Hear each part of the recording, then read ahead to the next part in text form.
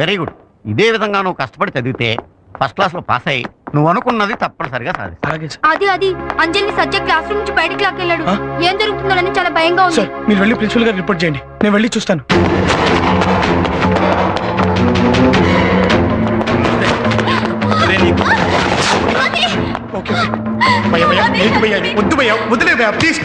నువ్వేంట్రా మధ్యలో? ఇది నన్ను ప్రేమించనంది, ఇది నాకు దక్కకపోతే ఇంకెవ్వరికి దక్కడానికి వీల్లేదు. దీన్ని సర్వనాశనం చేస్తాను. ఇన్నాళ్ళుగా ఎంతో మంచిగా ఉన్నవాడు ఇలా చేసి మీ పేరు పాటు చేసుకోవద్దు. ఇందుకోసం సంపాదించుకున్నాను రా పేరు, ఇదిగో దీనికోసం. మరి ఇది చాచి కొట్టింది. దీని పొగరంతా దీని అందం చూసుకునేగా. ఆ అందమే లేకుండా చేస్తాను దీనికి. అన్నా యాసిడ్.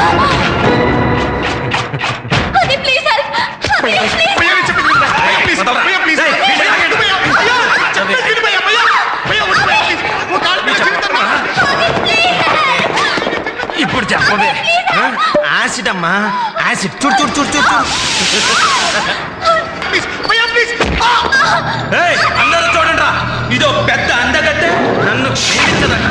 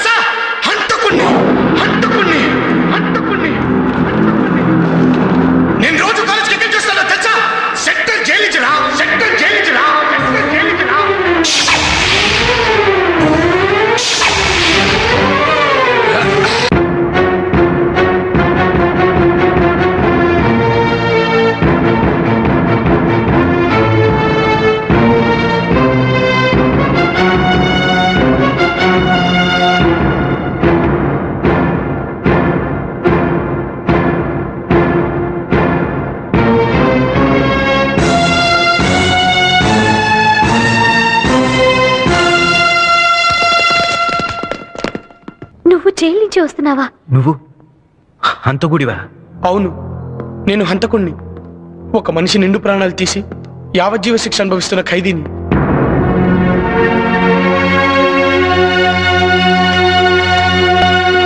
నేను హంతకుణ్ణే, కానీ కషాయవాణ్ణి దుర్మార్గుణ్ణి కాదు. నాకు మనసుంది. ఆ మనసులో ప్రేమలు అభిమానాలు కూడా ఉన్నాయి. అప్పుడు మేము హైదరాబాద్లో ఉండేవాళ్ళం. మా అమ్మ చెల్లి అంటే నాకెంతో ఇష్టం. మా చెల్లెల్ని ఆట పట్టిస్తూ ఏడిపిస్తూ సరదాగా ఉండేవాడిని. మా చిలిపి తగాదాలు చూసి మా మర్చిపోతూ ఉండేది. Best of luck. థ్యాంక్స్. మా చెల్లెలు ఎదురు రావటం నాకు చాలా సెంటిమెంట్. తను ఎదురు రాకుండా నేను ఎక్కడికి వెళ్ళేవాడిని కాదు. మా నాన్న మమ్మల్ని చాలా క్రమశిక్షణతో పెంచారు. ఆయనంటే మాకెంత భయమో అంతకంటే ఎక్కువ గౌరవం. మాది చాలా హ్యాపీ ఫ్యామిలీ. చిలిపితనం మంచితనం కలిసిన ఫ్రెండ్స్తో గడిపిన నా కాలేజీ రోజుల్ని కూడా నేను ఎప్పటికీ మర్చిపోలేను. ఇంతకాలం కలిసి ఉన్న మనం ఈ రోజు విడిపోతున్నామంటే బాధగా ఉంది. చదువుకోవటం కోసం అమ్మఒడి నుంచి విడిపోతున్నాం అనే బాధ, ఆ చదువు పూర్తయిన తర్వాత అమ్మఒడి లాంటి కాలేజీని విడిచి వెళ్ళిపోతున్నాం అనే బాధ తప్పవురా. అయినా మనం ఎక్కడున్నా రోజు ఫోన్లో కలుసుకుంటూనే ఉంటాం కదా. అవునరా, రేపటి నుంచి మనం రెగ్యులర్ గా ఫోన్ లో టచ్ లో ఉండాలి. రేపటి సంగతి సరే. ఈరోజు ఫేర్వెల్ డే పార్టీ ఉంది కదా, అందరూ రండి. నాన్న, మా రిజల్ట్స్ వచ్చాయి. అబ్బాయికి ఫస్ట్ క్లాస్ వచ్చిందండి. తెలుసు, వచ్చింది స్టేట్ ఫస్ట్ కాదుగా, ఫస్ట్ క్లాస్ మాత్రమే. 190 మందికి వస్తుంది ఫస్ట్ క్లాస్. అదేమంత గొప్ప విషయం కాదు. ఎనీవే, ఇదిగో వాడికి స్వీట్స్. ఇంజనీరింగ్ లో మంచి ర్యాంక్ తెచ్చుకోవడానికి ప్రయత్నిస్తాను నాన్న. అది జరగని పని. నువ్వు లా చదవాలి. లా ఏంటి నాన్న? నేను ఇంజనీరింగ్ చదవాలనుకుంటున్నాను. నేను లాయర్ని చేద్దాం అనుకుంటున్నాను. మా నాన్నగారు ఎంత గొప్ప లాయరో నీకు తెలుసు. నిన్ను పెద్ద లాయర్ని చేస్తానని ఆయన చనిపోయేటప్పుడు మాట ఇచ్చాను. కానీ నాన్న, ఇంజనీరింగ్ ఆ ఇంజనీరింగ్ సంగతి నువ్వు మర్చిపో. అదే నాన్న, అన్నయ్య ఇష్టపడుతుంటే. ఏమండి, మీరు పెసరెట్టు అడిగేటప్పుడు నేను మినపట్టు పెడతానంటే ఏం బాగుంటుంది? అది తిండికి సంబంధించిన విషయం, ఇది చదువుకి సంబంధించిన విషయం. ఏమిటి రెండింటికి సంబంధం? ఇవాళ చదివే కదా నాన్న రేపు తిండి పెట్టేది. అంటే లా చదువు తిండి పెట్టదా? లాయర్లంతా తిండి తింటలేదా? నోరు మూసుకుని నేను చెప్పినట్టు చెయ్యి. ఇదిగో లా సైట్ అప్లికేషన్. నువ్వు లా చదువుతున్నావు, నా కోరిక మా నాన్నగారి కోరిక తీరుస్తున్నావు. That's all. లాయర్ అవ్వాలంట బోర్డు. అన్నయ్య, అన్నయ్య, హాల్ టికెట్ మర్చిపోయావు. నువ్వు ఇంకొకటి కూడా మర్చిపోయావు. ఏంటి? ఎగ్జామ్స్ కి ఎప్పుడైనా నేను ఎదురు రాకుండా వెళ్ళావా? రాసేదే ఓ సుత్త ఎగ్జామ్ అయితే ఇంకా దానికి ఎదురు రావడం ఒకటి. వెళ్ళి మీ నాన్నకి ఎదురు రాపా. అన్నయ్య,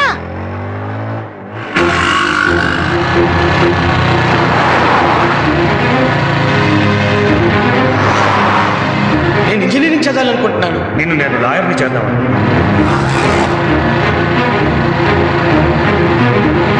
కానీ నాన్న, ఇంజనీరింగ్. ఆ ఇంజనీరింగ్ సంగతి నువ్వు మర్చిపో. నువ్వు లా చదువుతున్నావు, నా కోరిక మా నాన్నగారి కోరిక తీరుస్తున్నావు.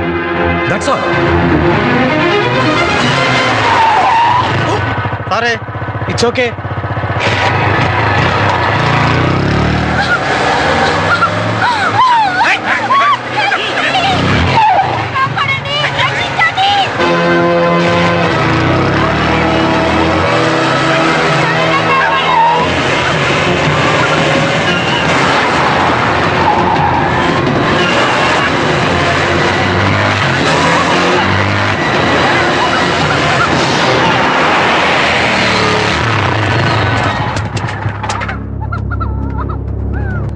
వీడెవడ్రా?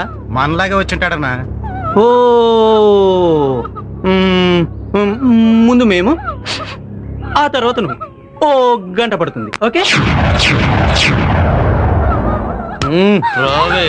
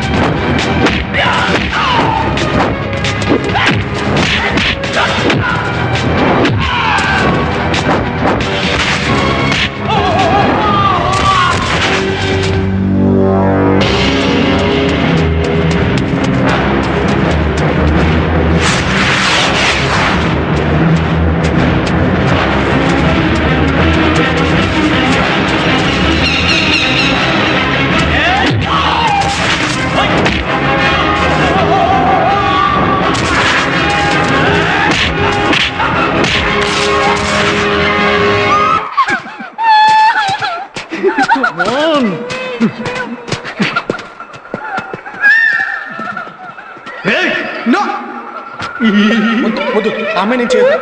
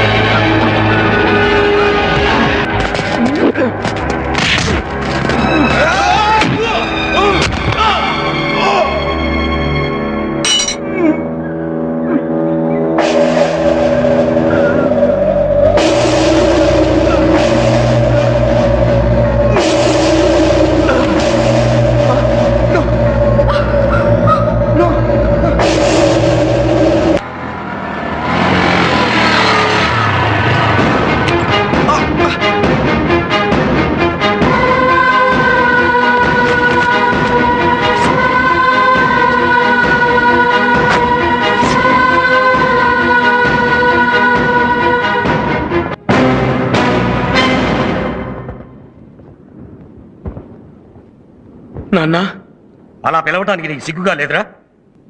ఏంట్రా నువ్వు చేసిన పని? చీ, నా కడుపున చెడబుట్టావు కదరా. నాన్న అది నార్మల్ అడ్డమైన పనులు చేసే ఇలాంటి కొడుకు పుట్టినందుకు నాకు సిగ్గుగా ఉందిరా. మాట్లాడకు.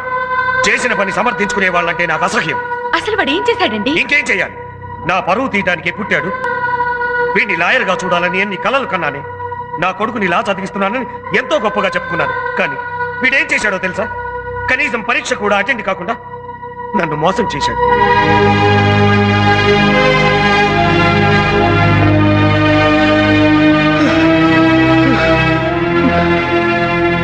ఎంట్రన్స్ రాసినట్టు నటించి దాంట్లో ఫెయిల్ అయ్యానని చెప్పి లా చదవకుండా తప్పించుకోవాలనే ప్లాన్ వేశాడు. చిచ్చి, కన్న తండ్రిని చీట్ చేయాలనుకునే నీలాంటి కొడుకు ఉన్నా ఒకటే, చచ్చినా ఒకటే. వాడేం చదవాలనుకుంటున్నాడో వాడిస్తూ, కానీ నాతో మాత్రం మాట్లాడడానికి వీల్లేదని చెప్పి.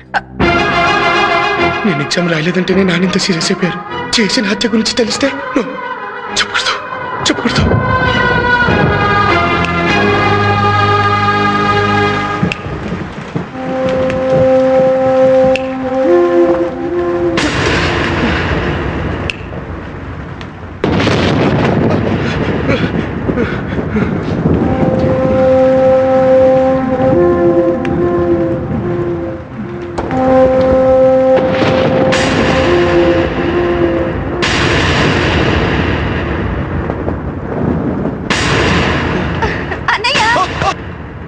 ఏంటన్నయ్య, ఏమైంది? ఏం లేదు. అంత కంగారు పడుతూ ఏం లేదట వెంటన్నయ్య. ఓ, నాన్న తిట్టారనా? ఆయన కోపం ఎంతలే అన్నయ్య. అది కాదురా. అన్నయ్య, నీకు ఇష్టం లేదో నువ్వు రాయలేదు, దాని గురించి మర్చిపో. రా భోంచదు గాని. వద్దురా ప్లీజ్, నాకు ఆకలిగా లేదు. కొంచెం తిందుగాని రా అన్నయ్య.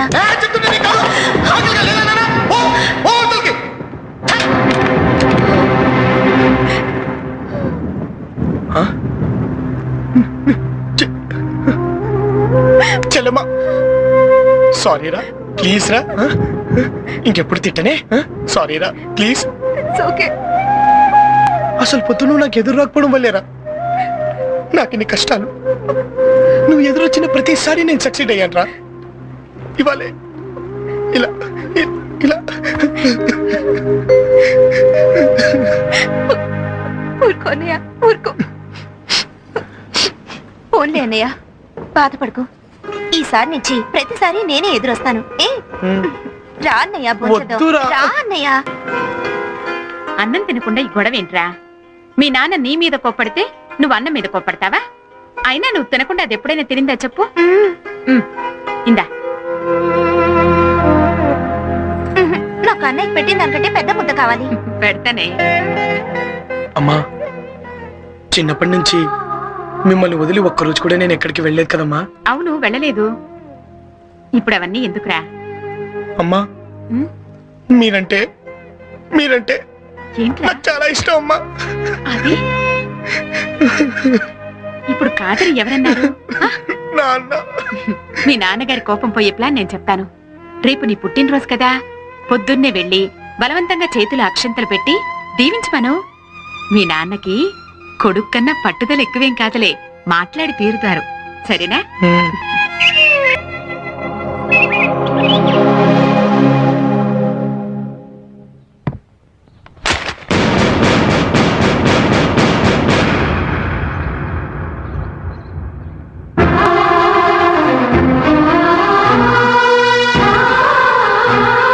చెప్పిస్తా నాన్నకు చెప్పిస్తా.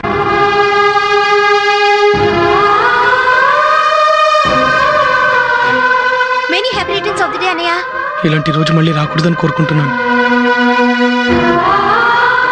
ఏంటన్నయ్య ఆలోచిస్తున్నావు? ఆ? ఏం లేదురా, వర్షం వచ్చేలా ఉందిగా, ఆ ముగ్గు చిరిగిపోతుందని. అన్నయ్య వర్షం వస్తుందని భయపడి ముగ్గేసుకోవడం మానేస్తావా? ఈ ఉరుములు మెరుపులు నాన్న కోపం లాంటివి. వర్షం వస్తే ఉరుములు మెరుపులు తగ్గిపోయి ప్రశాంతత వస్తుంది. అప్పుడు హ్యాపీగా బర్త్డే సెలబ్రేట్ చేసుకోవచ్చు. అవును,